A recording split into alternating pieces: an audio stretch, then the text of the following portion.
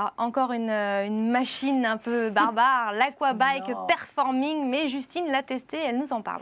Et oui, pour continuer le sport à la rentrée et profiter des vertus de l'eau, bien sûr, on connaissait l'Aquabike, mais là, j'ai testé l'Aquabike Performing, plus d'intensité pour plus de résultats.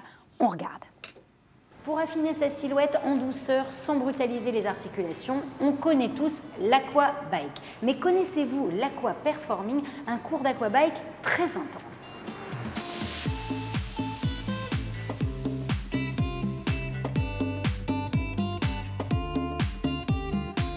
Quelle est la différence entre un cours d'Aquabike classique et un cours d'Aquabike Performing?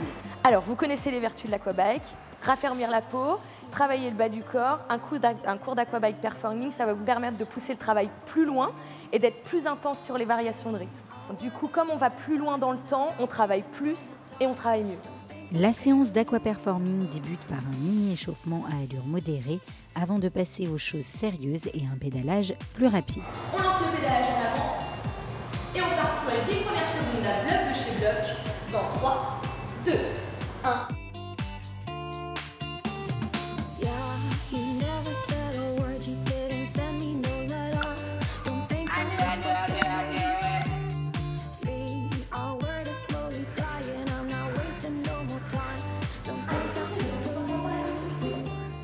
La nouvelle tendance incontournable côté entraînement, le travail fractionné de haute intensité qui permet de brûler plus de calories et de ne pas voir le temps passer. 2, 1, redresse, stop le pédalage, appuie sur les quadris. 7, 6, 5, 4, 3, 2, 1, assis, 30 secondes à bloc de chez bloc.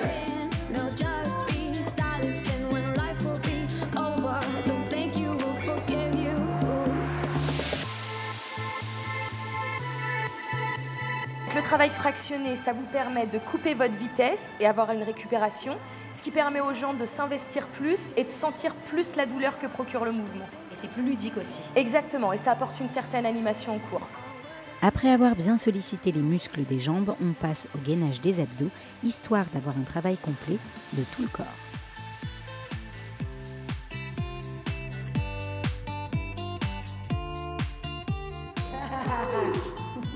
Je trichote un petit peu.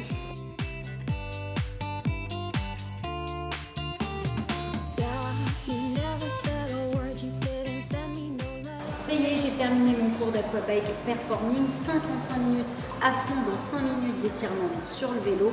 C'est très intense, même les abdos. Je vous le conseille pour bien reprendre le sport à la rentrée. Donc, test réussi pour l'Aquabike Performing? Alors, test réussi, bien sûr, si on veut plus d'intensité et donc plus de résultats au final. Oui, parce qu'on connaît l'Aquabike, mais là, c'est le Performing. Alors, l'Aquabike, c'est sûr, ça dépend aussi des profs. Des profs qui sont très dynamiques et un cours d'Aquabike classique peut être très intense. Mais là, le Performing, il y a beaucoup plus d'intensité de fractionné, d'intervalle training, on appelle ça, et d'abdos aussi, de travail des bras. Donc là, on n'a pas vu dans le reportage. C'est quoi l'intervalle training? Alors, l'intervalle training...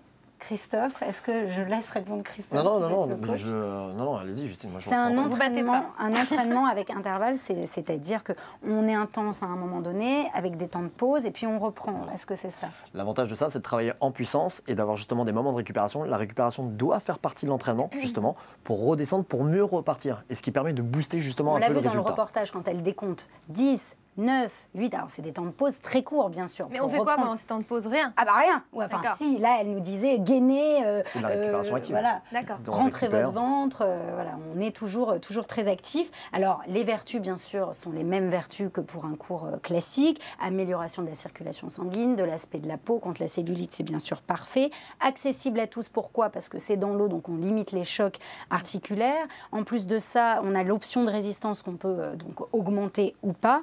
Bien sûr, ça brûle des calories, et encore plus quand c'est Performing, quand c'est intense. Alors, dans le même registre, pour celles et ceux qui recherchent des activités dans l'eau et des nouveautés, il y a l'Aquatonus, l'Aquacombat qui vont arriver sur le marché, que je vais tester pour vous.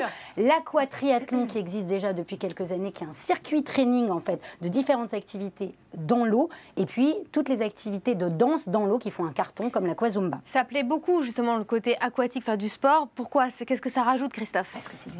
Il y a plein de choses. Déjà, c'est accessible parce qu'on est souvent en décharge en plus. Donc, bon, pour les personnes qui auraient des problèmes de dos ou articulaires, elles sont maintenues par l'eau. Donc déjà, elles sont plus légères, première chose. La deuxième chose, c'est qu'il y a une résistance avec l'eau aussi. Donc pour l'aspect cellulite, souvent, ça marche bien chez les femmes pour drainer. Ensuite, les activités, c'est les mêmes que sur ce qu'on appelle le sec, c'est-à-dire dans les salles de remise en forme. Elles sont dans l'eau. Ceci dit, c'est vrai que l'Aquabike a profité de ces derniers mois, on va dire, ou ces dernières années, d'une pub plutôt alléchante, parce qu'effectivement, il y avait le moyen de travailler la perte de poids, encore une fois la cellulite, l'aspect cutané, toutes ces choses-là. Mais là, sur l'aspect dont vient nous présenter Justine, il y a cette notion de puissance, la puissance cardiaque et la puissance musculaire. Donc on va booster. Il y a une étude qui a été menée en 2007, comme quoi sur des personnes qui faisaient ce qu'on appelle de l'endurance fondamentale, c'est-à-dire de l'endurance sur du long terme à un rythme régulier, par rapport à la perte de poids, et puis ceux qui faisaient justement de l'intervalle training. On s'aperçoit que sur moins longtemps, on perd plus de poids. Mais attention, ce n'est pas quelque chose qui s'accorde pour des débutants. Il faut d'abord passer par une phase d'apprentissage, justement, d'avoir une adaptation à l'effort progressif, pour ensuite faire un travail de puissance. Donc l'avantage, ça veut dire que dans les deux cas, vous pouvez perdre du poids. Plus ou moins autour de 45 minutes si vous êtes débutant à allure modérée. Et plus le sujet devient entraîné, plus justement on va vers ce type de pratique. C'est le même principe pour le running de toute façon. Complètement. Nous on appelle ça défractionné, mais ça revient exactement au même. Et c'est à partir du moment où une débutante va être uniquement dans l'endurance au début, parce qu'il faut d'abord apprendre à courir déjà. Et à partir du moment où, donc il peut y avoir une petite perte de poids justement quand on a commencer une activité sportive, et à partir du moment où on commence à inclure dans sa préparation, parce qu'en fait si on veut progresser, il n'y a pas le choix, il faut faire du fractionné, il faut faire des intervalles training, et là on a de nouveau, on repart encore un peu dans la perte de poids parce qu'on va travailler et on va attaquer la graisse, il n'y a pas d'autre terme pour... Voilà, c'est vraiment c'est parfait pour ce genre de choses. Et surtout, moi, c'est ce que je dis souvent aussi pour les personnes qui peuvent être dans le running, qui sont blessées, des moments où on ne peut plus courir. Tout à fait. Alors, c'est ce genre d'activité en complément pour aller se défouler, parce qu'on a le manque d'endomorphine qui nous titille. C'est parfait. On retrouve en fait l'énergie. Et alors après, pour ceux qui veulent aller travailler, qui veulent courir en montagne, ou des choses comme ça, donc on passe sur autre chose, ça donne une puissance. Inclure les exercices en vélo, d'aquabiking et tout, ça donne une puissance pour monter sur le caillou qui est pas mal du tout. Mais cette notion de poids, comme vient de souligner Cécile, est très importante. Oubliez la notion de poids. Ou alors juste là, maintenant, là c'est la période, vous montez sur votre balance, vous faites un petit carnet et vous mettez effectivement le poids que vous faites au jour où vous prenez cette mesure. Mais par contre, oubliez la notion de poids. Pensez plutôt à l'indice de masse grasse. C'est cette graisse, entre guillemets, que vous allez transformer. Que le muscle pèse 3 fois plus lourd que la graisse. Donc vous risquez d'avoir un indice de poids qui va être peut-être même supérieur, mais avec une silhouette qui sera différente. Ça ne veut rien dire. Non, c'est plus le mètre bande qui là commence à avoir de l'intérêt.